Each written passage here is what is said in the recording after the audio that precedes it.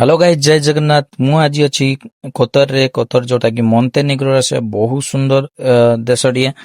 आउ आज मु आसी मन्टेनिग्रो देखि पारुछ। मन्टेनिग्रो बहुत सुंदर देखा जाए। हमको एई सहर पहुंचीबा पई बहुत सारा माने गोटे सुंदर जगार पहुंचिया पई आमे कोन कोन फेस करू। जेमती कि जानिछ आमे डेली सेलिंग करू गोटे देशरू आउ देश गोटे देश जीवा पई। आउ देख केते सुंदर देशटिए। व्यू देख तापर मु देखैबी कि आमे कौन कौन फेस करू एई जगार पहुंचीबा पई।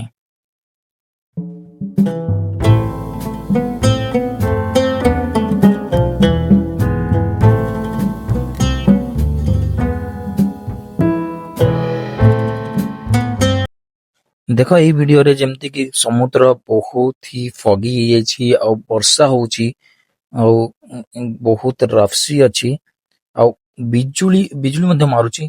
तो एई सब जिंस पार गला परे एते माने क्रिटिकल कंडीशन हो जाए भितरे।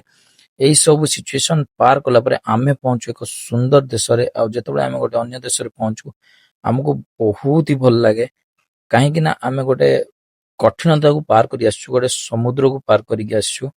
तो सेई जोगु बोधे कुआ जाईछि जेतेबेले तमे गोटे अंधार राति देखि नथिबो ताले तुमको सकाळटा केबे भी खुशी दबो नहीं। तो मोरल ऑफ द स्टोरी कि गोटे जगह गोटे सुंदर जगह पहुंचवाक हेले आमको गोटे कठिनता को पार करिया पड़े। आमको केबे भी कठिनता देखिकी हार मानिबा कथा नुहे। चलो देखा हबो आ गोटे नुआ ब्लॉग रे, आ गोटे नुआ मिनी ब्लॉग रे। तब तक पाए थैंक यू। जय जगन्नाथ। रहिले।